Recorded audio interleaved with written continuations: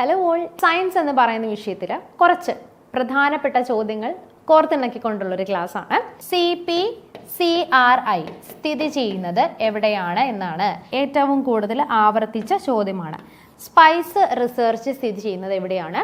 അപ്പം ഈ അപദ്രവ്യം സാന്ദ്രത കുറഞ്ഞതും അയിര് സാന്ദ്രത കൂടിയതുമാണെങ്കിൽ നമ്മൾ എന്ത് ചെയ്താൽ മതി? ജസ്റ്റ് ഒന്ന് കഴുകി കളഞ്ഞ് അതങ്ങ് പോയിക്കോളും.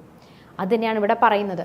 റെയർ എർത്ത് മെറ്റൽ നമ്മുടെ പീരിയോഡിക് ടേബിളിൽ നിന്ന് ഇഷ്ടംപോലെ ക്വസ്റ്റ്യൻസ് ചോദിക്കാറുണ്ട്. അതിൽ ഒന്നാണ് ഈ പറയുന്ന റെയർ എർത്ത്. ഇതും നമുക്ക് എന്താണ് ആവർത്തന ചോദ്യങ്ങളിലൊന്ന് തന്നെയാണ്. നമ്മളുടെ SCERT ടെക്സ്റ്റ് ബുക്കിൽ നിന്ന് തന്നെയാണ് ഈ ചോദ്യം വന്നിട്ടുള്ളത്. ഹലോ ഓൾ, എല്ലാവർക്കും കോമ്പറ്റീറ്റീവ് ക്രാക്കറിലേക്ക് സ്വാഗതം. ഞാൻ ആഷ്ന ഷാജി. അപ്പോൾ ഇന്നത്തെ ക്ലാസ്സിൽ നമ്മൾ ഡിസ്കസ് ചെയ്യാനായിട്ട് പോകുന്നത് CPOയുടെ എക്സാം ഡേറ്റ് ഒക്കെ വന്നു അല്ലേ? ഇനിയിപ്പോൾ നമ്മൾ അതിനു വേണ്ടി പഠിച്ചുകൊണ്ടിരിക്കുകയാണ്. അപ്പം സയൻസ് എന്ന് പറയുന്ന വിഷയത്തിൽ കുറച്ച് പ്രധാനപ്പെട്ട ചോദ്യങ്ങൾ കോർത്തിണക്കിക്കൊണ്ടുള്ളൊരു ക്ലാസ്സാണ്. കഴിഞ്ഞ എക്സാമിനേഷനിൽ 2023 വിവിധ +2 ലെവൽ എക്സാംസ് നടന്നിട്ടുണ്ടായിരുന്നു. അപ്പോൾ അതിൽ കുറച്ച് ക്വസ്റ്റ്യൻസ് നമ്മളിവിടെ ഡിസ്കസ് ചെയ്യുന്നുണ്ട്. ഒപ്പം തന്നെ SCERT കുറച്ച് പ്രധാനപ്പെട്ട ചോദ്യങ്ങളായിരിക്കും നമ്മളിവിടെ എന്ത് ചെയ്യുന്നത്, ചർച്ച ചെയ്യുന്നത്. അപ്പോൾ വീഡിയോ ആദ്യമായിട്ട് കാണുന്നവരാണെങ്കിൽ ചാനൽ സബ്സ്ക്രൈബ് ചെയ്യുക. നിങ്ങൾക്ക് എന്തെങ്കിലും സജഷൻസോ ഏതെങ്കിലും ക്ലാസ്സുകളൊക്കെ വേണമെങ്കിൽ എന്ത് ചെയ്യുക, കമൻറ്റ് ബോക്സിൽ കമൻറ്റ് ചെയ്യുക. അപ്പോൾ നമുക്ക് എന്ത് ചെയ്യേണ്ട, വൈകിക്കേണ്ട, നമ്മുടെ ക്ലാസ് സ്റ്റാർട്ട് ചെയ്യാം. അപ്പം ഒന്നാമത്തെ ചോദ്യം നോക്കിക്കേ. യെസ്, ഈ ഒരു ചോദ്യം ആവർത്തിച്ച് പല ചോദ്യ പേപ്പറുകളിലും കാണുന്നതാണ്. +2 എന്നോ LDC എന്നോ ഡിഗ്രി ലെവൽ എന്നോ പോലും വ്യത്യാസമില്ലാതെ സിമ്പിളായിട്ട് നമുക്ക് ചോദിക്കുന്ന ഒരു ചോദ്യമാണ്. ചോദ്യം എന്താണ്? കേന്ദ്ര തോട്ടവിള ഗവേഷണ കേന്ദ്രം CPCRI സ്ഥിതി ചെയ്യുന്നത് എവിടെയാണ് എന്നാണ്. അപ്പം ഇത് നമ്മളുടെ PSC, ഇതെല്ലാ റാങ്ക് ഫയലുകളും ഉണ്ടാകും, കോമൺ ആയിട്ട് നമ്മളുടെ SCERTയിലും ഉണ്ടാകും. ചോദ്യം എന്താണ്? കേന്ദ്ര തോട്ടവിള ഗവേഷണ കേന്ദ്രം സ്ഥിതി ചെയ്യുന്നത് എവിടെയാണ്? കാസർഗോഡ് ജില്ലയിലാണ്. കേരളത്തിൻ്റെ ഏറ്റവും വടക്കേ അറ്റത്തെ ജില്ലയാണ് കാസർഗോഡ് ജില്ല. ആ കാസർഗോഡ് ജില്ലയിലാണ് എന്ത്, കേന്ദ്ര തോട്ടവിള ഗവേഷണം സ്ഥിതി ചെയ്യുന്നത്. ഇനി ഇതേ രീതിയിൽ തന്നെ ചോദ്യങ്ങൾ സാധ്യതയുള്ളത് നോക്കാം. കേരള കാർഷിക സർവകലാശാല, ഇതും ചോദിക്കാറുണ്ട്. കാർഷിക സർവകലാശാല എവിടെയാണ്? തൃശ്ശൂർ ജില്ലയിലാണ്. തൃശ്ശൂർ ജില്ലയിൽ എവിടെയാണ്? മണ്ണുത്തിയിലാണ്. കേരള കാർഷിക സർവകലാശാല, കേരള അഗ്രികൾച്ചറൽ യൂണിവേഴ്സിറ്റി എവിടെയാണ് സ്ഥിതി ചെയ്യുന്നത്? നോക്കിക്കേ, മണ്ണുത്തി തൃശ്ശൂരിലാണ്. ഇനി അടുത്തത് കിഴങ്ങുവിള ഗവേഷണ കേന്ദ്രം. ഈ നേരത്തെ കേരളത്തിൽ ഏറ്റവും കൂടുതൽ കിഴങ്ങ് അല്ലെങ്കിൽ കപ്പ ഇല്ലേ, ചീനി, പല രീതിയിൽ പറയും, പൂള്, കപ്പ, ചീനി, മരച്ചീനി, എന്തെങ്കിലും ആവട്ടെ.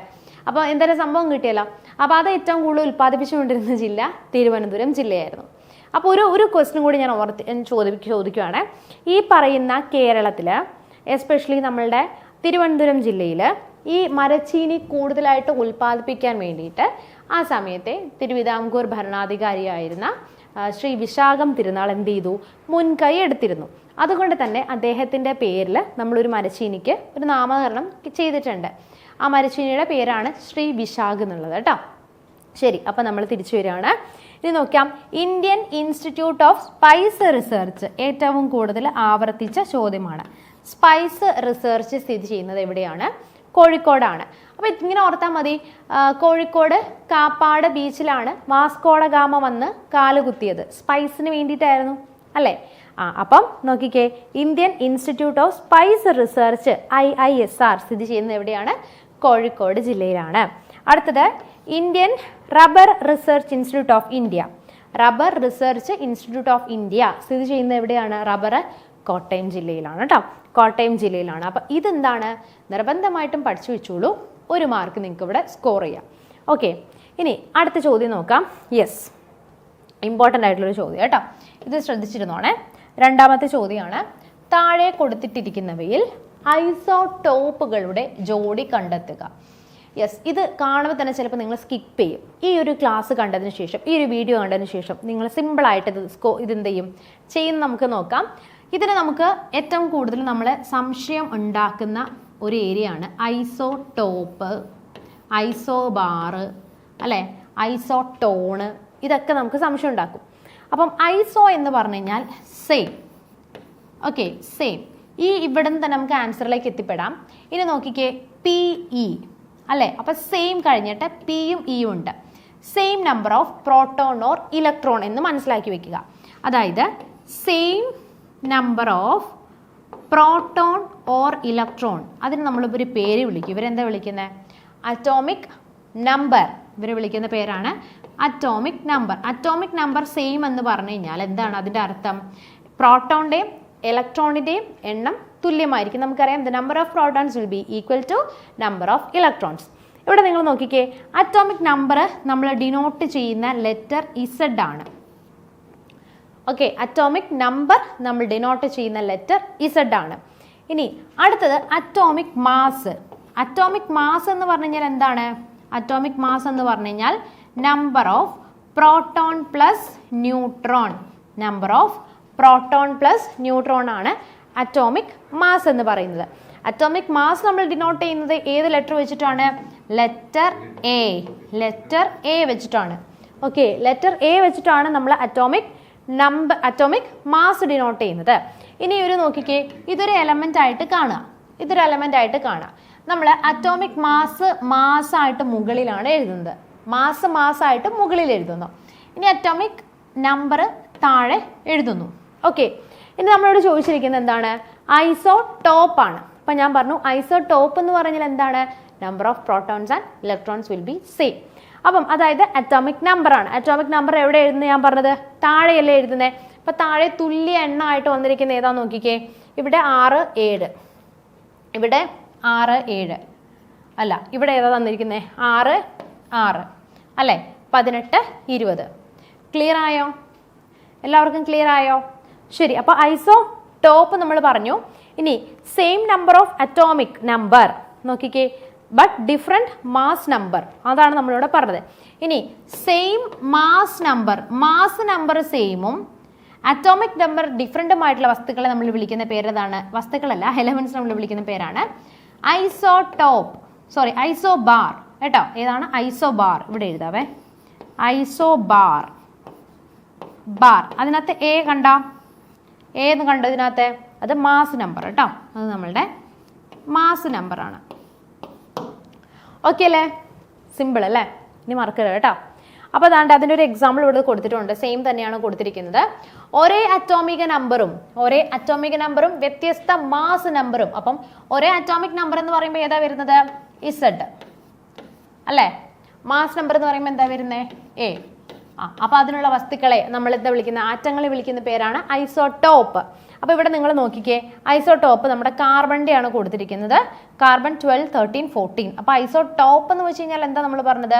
ഇവിടെ എന്തായിരിക്കും സെയിം ആയിട്ട് വരുന്നത്? അറ്റോമിക് നമ്പർ അല്ലേ? ഇവിടെ അറ്റോമിക് നമ്പർ കണ്ടോ? താഴെ എല്ലാത്തിൻ്റെ അറ്റോമിക് നമ്പർ സെയിം ആണ് അല്ലേ? ഇനി അറ്റോമിക് മാസ് ആണ് നമുക്ക് എന്ത് ചെയ്തുള്ളത്? വ്യത്യാസമുള്ളത്. അപ്പോൾ കാർബണിൻ്റെ ഐസോടോപ്പുകളാണ് ഇവിടെ കൊടുത്തിരിക്കുന്നത്. ഓക്കെ, ഇനി നെക്സ്റ്റ് നോക്കാം. അപദ്രവ്യങ്ങൾക്ക് സാന്ദ്രത, ഐരണിക്കൽ സാന്ദ്രത കുറവാണെങ്കിൽ ഉപയോഗപ്പെടുത്തുന്ന സാധാരണ മാർഗം ഏതാണ്? സിമ്പിൾ ആയിട്ടുള്ള ഒരു ക്വസ്റ്റ്യൻ. നമ്മളുടെ 10th സ്റ്റാൻഡേർഡിൽ ടെക്സ്റ്റ് ബുക്കിൽ കൊടുത്തിരിക്കുന്ന ആ ഒരു ചാപ്റ്ററിൽ നിന്നുള്ള കട്ട് ആൻഡ് പേസ്റ്റ് ആയിട്ടുള്ള ഒരു ക്വസ്റ്റ്യൻ ആണ്. നോക്കിക്കേ, അപ്പം നമ്മുടെ കോൺസെൻട്രേഷൻ ഓഫ് അയേൺസ് ഓർ, അതായത് നമുക്കിപ്പോൾ ഒരു എലമെന്റ് കിട്ടിയെന്ന് വിചാരിക്കുക. എർത്ത് ക്രസ്റ്റിൽ നിന്ന് എന്തോ ഒരു എലമെന്റ് കിട്ടി. അപ്പോൾ അതിനകത്ത് ഒരുപാട് ഇമ്പ്യൂരിറ്റീസ് ഉണ്ടാകും. അപ്പോൾ അത് നമ്മൾ ക്ലീൻ ചെയ്ത് അതിൻ്റെ പ്യുവർ ആയിട്ട് ആ എലമെന്റിനെ മാറ്റുന്ന ഒരു പ്രോസസ്സാണ് ഈ പറയുന്നത്. പല പ്രോസസ്സുകൾ ചെയ്യുന്നുണ്ട്. സിമ്പിളായിട്ട് നമുക്ക് നോക്കാം. ഫസ്റ്റ് നമ്മൾ പറയുന്നത്, നമ്മൾ പറയുമ്പോൾ ഭൂവൽക്കത്തിൽ നിന്ന് നമുക്കൊരു എലമെന്റ് കിട്ടി. അതിനകത്ത് എന്തുണ്ടാവും? ധാരാളമായിട്ടുള്ള അപദ്രവ്യങ്ങൾ ഉണ്ടാകും. എന്തുണ്ടാവും? ഇംപ്യൂരിറ്റീസ് ഉണ്ടാവും. അതിനെ വിളിക്കുന്ന പേരാണ് ഗ്യാങ് എന്നുള്ളത് അല്ലേ? അതിനെ വിളിക്കുന്ന പേരെന്താണ്? ഗ്യാങ്. ഇനി അത് നീക്കം ചെയ്യുന്ന, ഈ ഗ്യാങ് നീക്കം ചെയ്യുന്ന ഒരു പ്രോസസ്സിനെ നമ്മൾ വിളിക്കുന്ന പേരാണ് സാന്ദ്രണം എന്നുള്ളത്. ഗ്യാങ് നീക്കം ചെയ്യുന്ന പ്രോസസ്സിന് പറയുന്ന പേരെന്താണ്? സാന്ദ്രണം. ഇനി ഇതിൻ്റെ ഈ പല രീതിയിൽ, അതായത് നമുക്ക് അയിരിൻ്റെയും ഓറിൻ്റെയും അതായത് ഗ്യാങ്ങിൻ്റെയും ഈ ഒരു ക്യാരക്ടർ അനുസരിച്ച് നമുക്കിതിനെ സാന്ദ്രണം ചെയ്യാനായിട്ട് പല സാന്ദ്രണ രീതികളുണ്ട്. അപ്പോൾ അതിൽ ഒന്നാമത്തേതാണ് നമ്മൾ പറയുന്നത് ജലപ്രവാഹത്തിൽ കഴുകിയെടുക്കുക, ജസ്റ്റ് വാട്ടർ വാഷ് ചെയ്യുക. അപ്പോൾ ഫസ്റ്റ് ഇവിടെ നോക്കിക്കേ, നമ്മൾ പറയാണ് അപദ്രവ്യം. ഇപ്പം ഇത് നമ്മുടെ എലമെന്റ്, ഇത് നമ്മളുടെ ഇംപ്യൂരിറ്റീസ്, ഇതിനകത്തിരിക്കുന്ന ഇംപ്യൂരിറ്റീസ് ആണെന്ന് വിചാരിക്കാം. അപ്പം ഈ അപദ്രവ്യം സാന്ദ്രത കുറഞ്ഞതും അയിര് സാന്ദ്രത കൂടിയതുമാണെങ്കിൽ നമ്മൾ എന്ത് ചെയ്താൽ മതി? ജസ്റ്റ് ഒന്ന് കഴുകി കളഞ്ഞ് അതങ്ങ് പോയിക്കോളും. അത് തന്നെയാണ് ഇവിടെ പറയുന്നത്. ഇതിൻ്റെ എക്സാമ്പിൾസ് ആണ് ഇവിടെ പ്രധാനം. അടുത്ത് നമുക്ക് അങ്ങനെ ചോദ്യങ്ങൾ വരാം. നോക്കിക്കേ, ഓക്സൈഡ് അയിരുകളുടെ സാന്ദ്രണം, സ്വർണത്തിൻ അയിരുകളുടെ സാന്ദ്രണം. സ്വർണ്ണമൊക്കെ നമുക്കറിയാം ഫ്രീ സ്റ്റേറ്റിൽ, പ്രപഞ്ചത്തിൽ ഫ്രീ സ്റ്റേറ്റിൽ കാണപ്പെടുന്ന ഒരു മൂലകമാണ് സ്വർണം. അതൊക്കെ ജസ്റ്റ് നമുക്ക് എന്ത് ചെയ്താൽ മതി, വാട്ടർ വാഷ് ചെയ്തെടുത്താൽ മതി. അപ്പോൾ ഇവിടെ പറഞ്ഞത് ആരാണ്? നമ്മളുടെ അപദ്രവ്യം ഡെൻസിറ്റി കുറഞ്ഞത്. ഓക്കെ, അപദ്രവ്യം ഡെൻസിറ്റി കുറഞ്ഞത്. ഇനി അയിരിന് എന്താണ്? സാന്ദ്രത കൂടുതലാണെങ്കിൽ നമ്മളതിന് എന്താണ്, ഈ ഒരു പ്രോസസ്സ് വഴി നമുക്കതിനെ ക്ലീൻ ചെയ്തെടുക്കാം. ഇനി നെക്സ്റ്റ് നമ്മൾ പറയുന്ന ഒരു പ്രോസസ്സാണ്, ഇവിടെ നിങ്ങൾ നോക്കിക്കേ, നമ്മുടെ പ്ലവന പ്രക്രിയ അഥവാ ഫ്രോത്ത് ഫ്ലോട്ടേഷൻ. നേരെ തിരിച്ച്, അപദ്രവ്യം സാന്ദ്രത കുറഞ്ഞിട്ട് ഓറിന് സാന്ദ്രത കൂടുകയാണെങ്കിൽ നമുക്കിവിടെ യൂസ് ചെയ്യാം. അപദ്രവ്യം സാന്ദ്രത കൂടിയതും അയിരിന് സാന്ദ്രത കുറഞ്ഞുമാണെങ്കിൽ നമ്മൾ ഫ്രോത്ത് ഫ്ലോട്ടേഷൻ മെത്തേഡാണ് ചെയ്യുന്നത്. പ്രധാനമായിട്ടും എന്താണ്, നമ്മളതിനകത്ത് സൾഫൈഡ്, ഓക്സൈഡ് നമ്മൾ വാട്ടർ വാഷ് ആണെങ്കിൽ സൾഫൈഡ് നമ്മൾ എന്ത് ചെയ്യുന്നുണ്ട്, ഇവിടെ ഈ ഒരു ഫ്രോത്ത് ഫ്ലോട്ടേഷൻ മെത്തേഡ് വഴിയാണ് യൂസ് ചെയ്യുന്നത്. ഓക്കെ, ഇനി നെക്സ്റ്റ് നോക്കിക്കേ, കാന്തിക വിഭജനം അഥവാ മാഗ്നറ്റിക് സെപ്പറേഷൻ. മാഗ്നറ്റിക് സെപ്പറേഷൻ എന്ന് ഉദ്ദേശിക്കുന്നത് നമുക്ക് എന്തിനെങ്കിലും, ഒന്നല്ലെങ്കിൽ നമ്മുടെ അയിരോ അല്ലെങ്കിൽ അപദ്രവ്യത്തിനോ ഏതെങ്കിലും ഒന്നിന് കാന്തിക സ്വഭാവം ഉണ്ടെങ്കിൽ നമുക്കതിനെ സാന്ദ്രണം ചെയ്യാനായിട്ട് ഈ ഒരു മാർഗം യൂസ് ചെയ്യാം. അപ്പോൾ ഇതിനൊരു എക്സാമ്പിളാണ് മാഗ്നറ്റൈറ്റ് എന്ന ഇരുമ്പിൻ്റെ അയിരിനെ സാന്ദ്രണം ചെയ്യാനും കാന്തികമല്ലാത്ത ടിന്നിൻ്റെ അയിരിൽ നിന്ന് ടിന്നിനെ നമുക്ക് എന്ത് ചെയ്യാൻ പറ്റും, ടങ്സ്റ്റോണിലേക്ക് നീക്കം ചെയ്യാനായിട്ട് ആർക്കെങ്കിലും ഒരാൾക്ക് മാഗ്നറ്റിക് പ്രോപ്പർട്ടി ഉണ്ടെങ്കിൽ നമ്മൾ അത് വെച്ചിട്ട് അതിനെ നീക്കം ചെയ്യും. ഓക്കെ അല്ലേ? ഓക്കെ, ഇനി ലീച്ചിങ് നോക്കിക്കേ. ലീച്ചിങ് ഇത് ഏറ്റവും കൂടുതലായിട്ട് PS ചോദിച്ചാണ്. അലുമിനിയത്തിൻ്റെ അയിര് ഏതാ? ബോക്സൈറ്റ്. നമുക്കറിയാലോ, അത് ചോദിക്കും. ഈ ബോക്സൈറ്റിനെ സാന്ദ്രണം ചെയ്യപ്പെടുന്ന രീതി ഏതാണെന്ന് ചോദിക്കാറുണ്ട് കേട്ടോ. ഇത് ഇമ്പോർട്ടൻ്റ് ആണ്. അലുമിനിയത്തിൻ്റെ അയിരായ ബോക്സൈറ്റിനെ സാന്ദ്രണം ചെയ്യുന്ന രീതി ഏതാണ്? ഈ പറയുന്ന ലീച്ചിങ് ആണ് കേട്ടോ. ഇത് ഇമ്പോർട്ടൻ്റ് ആണ്. ഇനി അടുത്തത് ഇമ്പോർട്ടൻ്റ് ആയിട്ടുള്ളൊരു ചോദ്യം തന്നെയാണ്, റെയർ എർത്ത് മെറ്റൽ. നമ്മുടെ പീരിയോഡിക് ടേബിളിൽ നിന്ന് ഇഷ്ടംപോലെ ക്വസ്റ്റ്യൻസ് ചോദിക്കാറുണ്ട്. അതിൽ ഒന്നാണ് ഈ പറയുന്ന റെയർ എർത്ത്. നമ്മൾ ചോദിച്ചിരിക്കുന്നത് റെയർ എർത്ത് എന്ന പേരിൽ അറിയപ്പെടുന്ന മൂലകങ്ങൾ ഏത് എന്നാണ് ചോദിച്ചിരിക്കുന്നത്. നമ്മുടെ പീരിയോഡിക് ടേബിളിൽ ഒരുപാട് ബ്ലോക്കുകളുണ്ട്. അതിനകത്ത് നമുക്ക് നോക്കിക്കേ, ഇങ്ങനെയാണ് നമ്മുടെ പീരിയോഡിക് ടേബിൾ ഇരിക്കുന്നത് അല്ലേ. ഇനി ലാസ്റ്റ് ഇതാണ്ട് ഇങ്ങനെ കിടക്കുന്നുണ്ട് അല്ലേ. അപ്പോൾ എത്ര പീരീഡ് ഉണ്ട്? 4, 5, 6, 7 പീരീഡ് ഉണ്ട്. 7 പീരീഡും അതേപോലെ 18 ഗ്രൂപ്പുമാണുള്ളത്. 18 ഗ്രൂപ്പ്. ഇതിൽ ഈ 2 എണ്ണം മാറി കിടക്കുന്നുണ്ടോ? ഇതിൽ നിന്ന് മാറി ആരുമല്ലാത്ത രീതിയിൽ കിടക്കുന്നുണ്ടോ? ഈ 2 എണ്ണം. അപ്പോൾ ആ 2 എണ്ണത്തിന് നമ്മൾ 6ാമത്തെയും 7ാമത്തെയും ഗ്രൂപ്പാണ് കേട്ടോ. ഇത് 6th ഉം 7th ഉം ഗ്രൂപ്പല്ല, പീരീഡാണ്. 6ഉം 7ഉം പീരീഡാണ്. പീരീഡ് എന്ന് വെച്ചാൽ ഇങ്ങനെ നീളത്തിൽ പോകത്തില്ലേ, ഇങ്ങനെ നീളത്തിൽ പോകുന്നത്. ഗ്രൂപ്പ് എന്ന് വെച്ച് കഴിഞ്ഞാൽ ഇങ്ങനെ താഴേക്ക് താഴേക്ക് താഴേക്ക് കുത്തനെയുള്ളത് കേട്ടോ. 18 ഗ്രൂപ്പുകളാണുള്ളത്. ഇനി ഇവിടെ നിങ്ങൾ നോക്കിക്കേ, 6ാമത്തെ പീരീഡിൽ നമ്മുടെ ലാസ്റ്റ് കാണുന്ന ഇത് കണ്ടോ, 6ാമത്തെ പീരീഡ്. 6ാമത്തെ പീരീഡിൽ ഉൾപ്പെടുന്ന ലന്താനം മുതൽ ലൗട്ടേഷ്യം വരെ, ഇവിടുന്ന് ലന്താനം മുതൽ ലൗട്ടേഷ്യം വരെ, ഇതിനെ നമ്മൾ വിളിക്കുന്ന പേരാണ് അന്തഃസംക്രമണ മൂലകങ്ങൾ. അവർ നമ്മൾ വേറൊരു പേര് വിളിക്കും. ലന്താനത്തിൽ നിന്ന് സ്റ്റാർട്ട് ചെയ്യല്ലേ, അതുകൊണ്ട് ലാന്തനോയിഡ്സ് എന്ന് നമ്മൾ വിളിക്കും. ലന്താനത്തിൽ നിന്നാണ് സ്റ്റാർട്ട് ചെയ്യുന്നത്, അതുകൊണ്ട് ഇതിനെ ലാന്തനോയിഡ്സ് എന്ന് വിളിക്കും. ഇനി താഴെ കാണുന്ന 7ാമത്തെ പീരീഡ്, ഇവിടെ കാണുന്ന 7ാമത്തെ പീരീഡ്, 7ാമത്തെ പീരീഡിൽ ഉൾപ്പെടുന്ന ആക്ടീനിയം മുതൽ ലോറൻഷ്യം വരെ നമ്മൾ അന്തഃസംക്രമണ മൂലകങ്ങൾ ആക്ടിനോയിഡുകൾ എന്ന് വിളിക്കുന്നു. എന്താ വിളിക്കുന്നത്? ആക്ടിനോയിഡ്സ്. ഓക്കെ അല്ലേ? ഇനി ഈ ലാന്തനോയിഡുകളെ നമ്മൾ മറ്റൊരു പേരിൽ കൂടി വിളിക്കുന്നുണ്ട്. ആ ലാന്തനോയിഡ്സിനെ വിളിക്കുന്ന പേരാണ് rare earth groups, rare earth metals എന്ന് നമ്മൾ വിളിക്കുന്നത്. ഓക്കെ അല്ലേ? അപ്പോൾ റെയർ എർത്ത് മെറ്റൽസ് എന്ന് ചോദിക്കുന്നത് ഏതാണ്? ലാന്തനോയിഡ്സിനെയാണ് കേട്ടോ റെയർ എർത്ത് മെറ്റൽസ് എന്നും വിളിക്കുന്നത്. ഓക്കെ, ഇനി നെക്സ്റ്റ് ഒരു ക്വസ്റ്റ്യൻ നമുക്ക് നോക്കാം. ഘനജലത്തിൻ്റെ രാസസൂത്രം. ഘനജലം, ഹെവി വാട്ടർ എന്ന് കേട്ടിട്ടുണ്ടോ? ഹെവി വാട്ടറിൻ്റെ രാസസൂത്രം നമുക്കറിയാം, H2O. ഇതാണ് നമ്മളുടെ നോർമൽ വാട്ടർ. ഇതിനകത്ത് ഈ ഹൈഡ്രജൻ്റെ ഐസോടോപ്പാണ് ഡ്യൂട്ടീരിയം, ട്രിഷ്യം ഒക്കെ. ഓക്കെ, അപ്പം ഈ പറയുന്ന ഹൈഡ്രജനെ, 2 ഹൈഡ്രജനെ മാറ്റിയിട്ട് ഡ്യൂട്ടീരിയം വന്ന് ആ ഒരു സ്പേസ് ഓക്യുപ്പൈ ചെയ്യുന്നതാണ് നമ്മുടെ ഹെവി വാട്ടർ എന്ന് പറയുന്നത്. Heavy water. ഓക്കെ, ഇവിടെ നിങ്ങൾ നോക്കിക്കേ, ഘനജലം ഒരു സംയുക്തമാണ്. സാധാരണ ജലത്തെ H2O നമ്മൾ എന്ത് ചെയ്യും, ഇലക്ട്രോലൈസിസിൽ അഥവാ വൈദ്യുത വിശ്ലേഷണമായിട്ട് പരിപോഷിപ്പിച്ചുകൊണ്ട് നമ്മൾ എന്തുണ്ടാക്കും, ഈ പറയുന്ന ഘനജലം അല്ലെങ്കിൽ ഹെവി വാട്ടർ ഉണ്ടാക്കും. ഈ പറയുന്ന ന്യൂക്ലിയർ റിയാക്ടറുകളിൽ മോഡറേറ്റർ ആയിട്ട്, ഇതൊരു പ്രീവിയസ് ക്വസ്റ്റൻ ആണ് കേട്ടോ, ന്യൂക്ലിയർ റിയാക്ടറുകളിൽ മോഡറേറ്റർ ആയിട്ട് യൂസ് ചെയ്യുന്നത് ഘനജലമാണ്, ഹെവി വാട്ടർ ആണ്, D2O.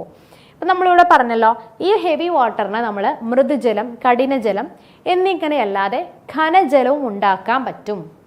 അതാണ് നമ്മൾ പറഞ്ഞത് നോർമൽ വാട്ടറിനെ ഇലക്ട്രോലൈസിസ് വഴി നമ്മൾ കടത്തിവിട്ടിട്ട്. ഇനി നമ്മളിവിടെ പറഞ്ഞ പോലെ H2Oയ്ക്ക് ഹൈഡ്രജന് പകരം ആരാണ്, ഡ്യൂട്ടീരിയം വന്ന് ഇരിക്കുന്ന സമയത്താണ്. ഇത് നമ്മൾ ന്യൂക്ലിയർ റിയാക്ടറുകളിൽ യൂസ് ചെയ്യാറുണ്ട്. ന്യൂക്ലിയർ റിയാക്ടറിൽ മോഡറേറ്റർ ആയിട്ട് യൂസ് ചെയ്യുന്നത് ഏതാണ്, D2O, ഹെവി വാട്ടർ ആണ് കേട്ടോ. ഓക്കെ, ഇനി അടുത്തത് നോക്കാം. ക്ലോറോഫ്ലെനിക്കോൾ എന്ന ഔഷധം താഴെ കൊടുത്തിരിക്കുന്ന ഏത് വിഭാഗത്തിൽ പെടുന്നു? ഇത് നമ്മുടെ +2 സയൻസിൽ നിന്നുള്ളൊരു ചോദ്യമാണ് കേട്ടോ. അപ്പോൾ ഇത് നോക്കിക്കേ, നമ്മളുടെ 2 തരം ആൻറ്റിബയോട്ടിക് ആണ്. ക്ലോറോഫെനിക്കോൾ എന്ന് പറയുന്ന ഒരു ആൻറ്റിബയോട്ടിക് ആണ്. അപ്പോൾ ആൻറ്റിബയോട്ടിക് നമുക്ക് ബാക്ടീരിയോസൈഡലും ബാക്ടീരിയോസ്റ്റാറ്റിക്കും 2 എണ്ണം ഉണ്ട്. അപ്പോൾ അതിനകത്ത് പെനിൻസിലിൻ, അതേപോലെ അമിനോ ഗ്ലൈക്കോസൈഡും അതുപോലെ ഒഫ്ലോക്സാക്സിനും ഒക്കെ ബാക്ടീരിയോസൈഡലാണ്. നെക്സ്റ്റ് ബാക്ടീരിയോസ്റ്റാറ്റിക്കിൽ വരുന്നതാണ് എറിത്രോമൈസിനും ടെട്രാസൈക്ലിനും അതുപോലെ ക്ലോറോഫെനിക്കോൾ. ഇത് ഇമ്പോർട്ടൻ്റ് ആണ് കേട്ടോ. ക്ലോറോഫെനിക്കോൾ എന്നാണ് ചോദ്യം വന്നിട്ടുണ്ടായിരുന്നത്. അടുത്ത എക്സാമിനും ഇതിൽ നിന്ന് തന്നെ നമുക്ക് എന്ത് ചെയ്യാം, ക്വസ്റ്റ്യൻസ് ചോദിക്കാം. ഓക്കെ, അപ്പോൾ അടുത്ത ക്വസ്റ്റ്യനിലേക്ക് നമുക്ക് നോക്കാം. തന്മാത്രകളുടെ സ്ഥാനമാറ്റം മുഖേന താപം പ്രേഷണം ചെയ്യപ്പെടുന്ന രീതി. ഓപ്ഷൻസ് ഏതൊക്കെയുണ്ട്? ചാലനം, സംവഹനം, വികിരണം, സുചാലകം. ഇതും നമുക്ക് എന്താണ്, ആവർത്തന ചോദ്യങ്ങളിലൊന്ന് തന്നെയാണ്. നമ്മളുടെ SCERT ടെക്സ്റ്റ് ബുക്കിൽ നിന്ന് തന്നെയാണ് ഈ ചോദ്യം വന്നിട്ടുള്ളത്. അപ്പോൾ ആദ്യം നമുക്ക് നോക്കാം ചാലനം എന്താണെന്ന് നമുക്ക് നോക്കാം. എന്താണ് ചാലനം എന്ന് പറയുന്നത്? യെസ്, തന്മാത്രകളുടെ യഥാർത്ഥത്തിലുള്ള സ്ഥാനമാറ്റം ഇല്ലാതെ ഒരു വസ്തുവിന് ഒരറ്റത്ത് നിന്ന് മറ്റേ അറ്റത്തേക്ക് താപം സംരക്ഷണം ചെയ്യപ്പെടുന്ന രീതിയാണ്. നമ്മൾക്ക് എന്താ പറഞ്ഞിരിക്കുന്നത്? അതായത് തന്മാത്രകൾ യഥാർത്ഥ സ്ഥാനം, അതായത് ചാലനം എന്ന് പറഞ്ഞു കഴിഞ്ഞാൽ താപം സംരക്ഷണം അല്ലെങ്കിൽ താപം മൂവ് ചെയ്യുന്നൊരു മെത്തേഡ്, ഒരു വഴിയാണ്. പക്ഷെ യഥാർത്ഥത്തിൽ അതിലുള്ള മോളിക്യൂൾസ് അങ്ങോട്ടും ഇങ്ങോട്ടേക്കും ഷഫിൾ ആവാതെ താപം സംരക്ഷണം ചെയ്യുന്ന രീതിയാണ് ചാലനം എന്ന് പറയുന്നത്. നെക്സ്റ്റ് സംവഹനം. സംവഹനം നോക്കിക്കേ, ദ്രാവകങ്ങളിലും വാതകങ്ങളിലും തന്മാത്രകളുടെ യഥാർത്ഥ സ്ഥാനമാറ്റം മുഖേന താപം സംരക്ഷണം ചെയ്യപ്പെടുന്ന രീതി. ദ്രാവകങ്ങൾ ലിക്വിഡ്സിലും ഗേഷ്യസ് സ്റ്റേറ്റിലും തന്മാത്രകളുണ്ടല്ലോ അല്ലെ, അതിൻ്റെ സ്ഥാനമാറ്റം മുഖേന താപം ഇങ്ങനെ അതായത് സ്ഥാനമാറ്റത്തോട് കൂടിയിട്ട് മാറുന്നതാണ് ഏത്, നമ്മളുടെ സംവഹനം. ഇനി ലാസ്റ്റ് വരുന്നത് വികിരണം. വികിരണത്തിന് നമുക്ക് ഒരു എക്സാമ്പിൾ ആണ്, കഴിഞ്ഞൊരു എക്സാമിന് ചോദിച്ചാണ്. നമ്മൾ ഈ ചൂടുള്ള ബൾബിലൊക്കെ നിൽക്കില്ലേ, അതിൻ്റെ അടിയിൽ പോയി നിൽക്കുമ്പോൾ നമുക്ക് ചൂടടിക്കും, വിയർക്കും. അത് വികിരണം വഴിയാണ് കേട്ടോ. അതായത് മാധ്യമത്തിൻ്റെ സഹായം ഒന്നുമില്ല, താപം ഒരിടത്തു നിന്ന് മറ്റൊരിടത്തേക്ക് എത്തിക്കുന്ന രീതിയാണ് ഏത്, ഈ പറയുന്ന വികിരണം എന്നതുകൊണ്ട് ഉദ്ദേശിക്കുന്നത്. ക്ലിയർ ആയല്ലോ? അപ്പം ചാലനം, സംവഹനം, അതേപോലെ വികിരണം, ഇത് മൂന്നും പഠിച്ചു വെച്ചിരിക്കുക കേട്ടോ. ഇത് വളരെ ഇമ്പോർട്ടൻ്റ് ആണ്. അപ്പോൾ നമ്മൾ ഓൾറെഡി CPOയ്ക്ക് വേണ്ടിയിട്ടുള്ള ക്ലാസ്സുകളൊക്കെ നിങ്ങൾ പഠിച്ചുകൊണ്ടിരിക്കുകയാണ് അല്ലേ. അപ്പോൾ ഇത്തവണ നമുക്കൊരു ഒറ്റ എക്സാമേ ഉള്ളൂ. സ്പെഷ്യൽ ടോപ്പിക്സ് ഒക്കെ നല്ല രീതിയിൽ നിങ്ങൾ പഠിക്കണം. അപ്പോൾ നമ്മുടെ കോമ്പറ്റീറ്റീവ് ക്രാക്കറിൽ CPOയ്ക്ക് വേണ്ടിയിട്ട് ഒരു 30 ഡേയ്സിന് വേണ്ടിയിട്ടുള്ള ഒരു ക്രാഷ് കോഴ്സ് സ്റ്റാർട്ട് ചെയ്തിട്ടുണ്ട്. അപ്പം എത്രയും പെട്ടെന്ന് തന്നെ ജോയിൻ ചെയ്യാൻ ആഗ്രഹിക്കുന്ന ആളുകളുണ്ടെങ്കിൽ നിങ്ങൾക്ക് ജോയിൻ ചെയ്യാം. ഇതിൻ്റെ കോൺടാക്റ്റ് നമ്പർ, ഈ കോഴ്സിനെ കുറിച്ച് കൂടുതൽ അറിയാനായിട്ടുള്ള കോൺടാക്റ്റ് നമ്പറിൽ ഒന്ന് വിളിച്ചു കഴിഞ്ഞാൽ നിങ്ങൾക്ക് കൂടുതലായിട്ടുള്ള കാര്യങ്ങൾ കിട്ടും. നിങ്ങൾക്കൊരു മെൻറ്ററിൻ്റെ സഹായത്തോട് കൂടിയിട്ട് ഡെയിലി ഗ്രൂപ്പ് ആക്ടിവിറ്റീസ് ഉണ്ടാകും, വീക്ക്ലി എക്സാംസ് ഉണ്ടാകും, ഡെയിലി ലൈവ് ക്ലാസ്സുകൾ ഉണ്ടാകും, റെക്കോർഡഡ് ക്ലാസ്സുകൾ ഉണ്ടാകും. ഇനി അധികം പഠിച്ചു കളയാൻ സമയമില്ല. വേണ്ടപ്പെട്ട കാര്യങ്ങൾ കുറച്ച് സമയം കൊണ്ട് എത്രയും പെട്ടെന്ന് നിങ്ങൾക്ക് എന്ത് ചെയ്യാം, കവർ ചെയ്യാൻ പറ്റുന്നതായിരിക്കും കേട്ടോ. അപ്പോൾ താല്പര്യമുള്ളവർക്ക് എന്ത് ചെയ്യുക, ഈ നമ്പറിലൊന്ന് കോൺടാക്ട് ചെയ്താൽ മതി. പഠനം ഉഷാറായിട്ട് നീങ്ങട്ടെ. ശരി, അപ്പോൾ നമ്മുടെ ക്ലാസ്സിലേക്ക് വരാം. നമ്മൾ പറഞ്ഞ അടുത്തൊരു ചോദ്യം സിമ്പിൾ ക്വസ്റ്റ്യൻ ആണ്, പക്ഷേ ഇതെന്താണെന്ന് വെച്ച് കഴിഞ്ഞാൽ നമുക്ക് ഭയങ്കരമായിട്ട് കൺഫ്യൂഷൻ ഉണ്ടാക്കും പഠിച്ചില്ലെങ്കിൽ. വളരെ സിമ്പിളാണ്. നമ്മൾ അറിയാമെന്ന് പറഞ്ഞ് മാറ്റി വയ്ക്കുന്ന പല ചോദ്യങ്ങളാണ് നമുക്ക് കൺഫ്യൂസിങ് ഉണ്ടാക്കുന്നത്. ചോദ്യം, താഴെ തന്നിരിക്കുന്നവയിൽ പാരമ്പര്യ ഊർജ സ്രോതസ് ഏതാണ്? പാരമ്പര്യ ഊർജ സ്രോതസ്സാണ്. അപ്പോൾ ഇതെന്താണ് പാരമ്പര്യ ഊർജ സ്രോതസ് എന്ന് ആദ്യം നിങ്ങൾക്ക് നോക്കാം. നമുക്ക് എനർജിയെ 2 ഫോംസ് ആയിട്ട് ഡിവൈഡ് ചെയ്യാം. പാരമ്പര്യ ഊർജ സ്രോതസ് എന്നും പാരമ്പര്യേതര ഊർജ സ്രോതസ്, ഇങ്ങനെ 2 ആയിട്ട് തരംതിരിക്കാം. അപ്പോൾ പാരമ്പര്യ ഊർജ്ജ സ്രോതസ്സുകളാണ് പെട്രോള്, ഡീസൽ, മണ്ണെണ്ണ, ടാറ്. അതൊക്കെ എന്താ, ഒരു തവണ നമ്മൾ യൂസ് ചെയ്ത് കഴിഞ്ഞാൽ, വണ്ടിയിൽ പെട്രോൾ അടിച്ചിട്ട് ഒരു തവണ യൂസ് ചെയ്ത് പോയി കഴിഞ്ഞാൽ തീർന്നു കഴിഞ്ഞാൽ വണ്ടി അവിടെ കിടക്കും. നമുക്ക് പിന്നെ അതിൽ നിന്ന് ഉൽപ്പാദിപ്പിക്കാൻ പറ്റുമോ? ഇല്ല. പക്ഷെ മറ്റെന്താണ്, പാരമ്പര്യ ഊർജ്ജ സ്രോതസ്സ് വീണ്ടും വീണ്ടും നമുക്ക് പുനരുൽപ്പാദിപ്പിക്കാനായിട്ട് കഴിയില്ല. എന്നാൽ വീണ്ടും വീണ്ടും ഉൽപ്പാദിപ്പിക്കാനായിട്ട് കഴിയും. അതായത് നമ്മൾ എത്ര യൂസ് ചെയ്താലും തീർന്നു പോകത്തില്ല.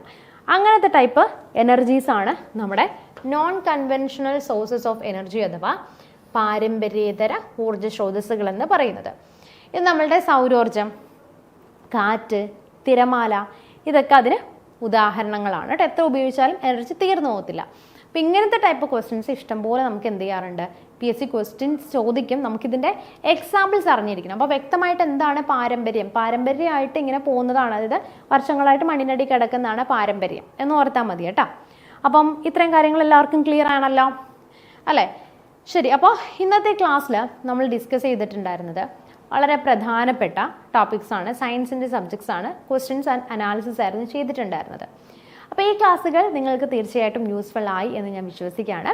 ആദ്യമായിട്ട് ഈ ചാനൽ കാണുന്നവർ ചാനലൊന്ന് സബ്സ്ക്രൈബ് ചെയ്യുക, നിങ്ങളുടെ ഫ്രണ്ട്സിനൊക്കെ വീഡിയോസൊക്കെ ഒന്ന് ഷെയർ ചെയ്യുക, നിങ്ങളുടെ അഭിപ്രായങ്ങളൊക്കെ കമൻറ്റ് ബോക്സിൽ കമൻറ്റ് ചെയ്യുക. അപ്പോൾ നെക്സ്റ്റ് ഡേ നമുക്ക് വീണ്ടും ഒരു വീഡിയോയിൽ വീണ്ടും കാണാം. Till then bye and thank you so much.